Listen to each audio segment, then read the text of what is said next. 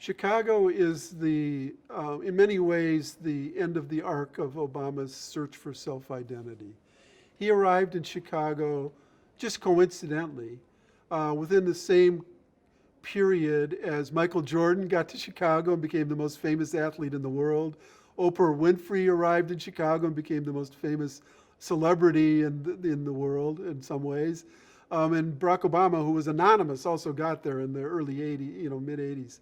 Um, but when he got there, he went to the south side of Chicago and was, for the first time, feeling himself in the embrace of a real black community.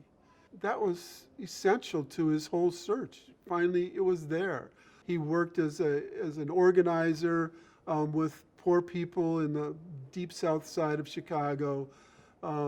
He got to know the ministers, the reverends of that part of Chicago, and really the Obama that you hear today, the cadences he learned. He didn't have those cadences. He learned them on the south side of Chicago.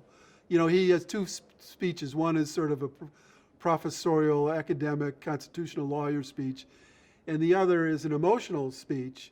And that's what he learned in Chicago, from black Chicago, from the reverends there.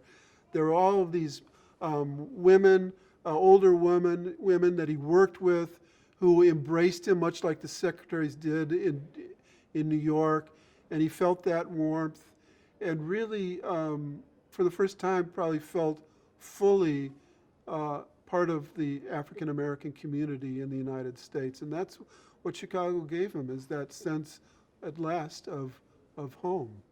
I always thought he was going to be president. And it's easy to say because people say hindsight is 2020. But even when we had our meetings and our strategy plannings and our training, and I was telling Yvonne, he was training us one day, and I said, he is going to be our first black president. And she said, you think so? I said, oh, yeah. And it was something about him that I really always believed that. We've come a long way, and you look at the way a person responds, what they do, how they do it. And so you know that they're going to keep climbing up that ladder, but he still had the personality and the knowledge to be president. And people like Barack. I didn't know exactly what his plans were, but I knew that he was learning the system. And he never said, well, I need to do this or I need to do that. But he kept meeting people and understanding how everything fit together. And the other thing that I looked at, though, every time we had a project or a program we wanted, we had to sit down with a politician and play Captain May I. We wanted to do the Employment and Training Center. We sat down with representatives of the city. We met with the mayor. We met with people who were over employment and training department for the city. But it was always a matter of taking our ideas to someone in politics and trying to get approved. And what I saw was, though, because we always were playing this game of Captain May I, because we weren't actually sitting at that table where the power was, then for him, I think at some point he realized that he needed to be at the table. And I think that's when he had his political aspirations. I think that's where it came from. And I guess once he got there, and it's nothing like timing also, and I think the time was right for him to take that step into politics. Project Vote was a voter registration drive that Barack Obama was hired to run.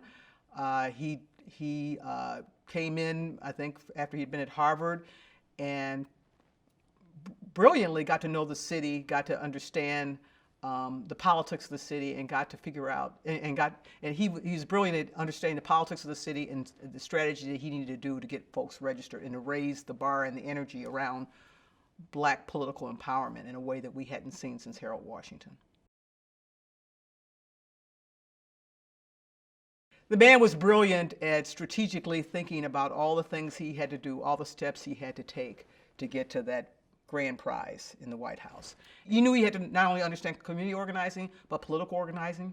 He understood he had to start to develop relationships. He understood he had to start to build the chits that he would need, the things that he would go back to people and ask for in return. And so the voter registration drive was just one example of that. It gave him a chance to get to know the power players. It got a chance for him to develop relationships, to develop the chits he would need to become an elected official. I remember asking him how high did he want to go, and his answer, like any good politician, was, I just want to serve the people. I just want to do what's best for the people. He was extremely ambitious. Nobody writes a book about their life when they're 30 years old.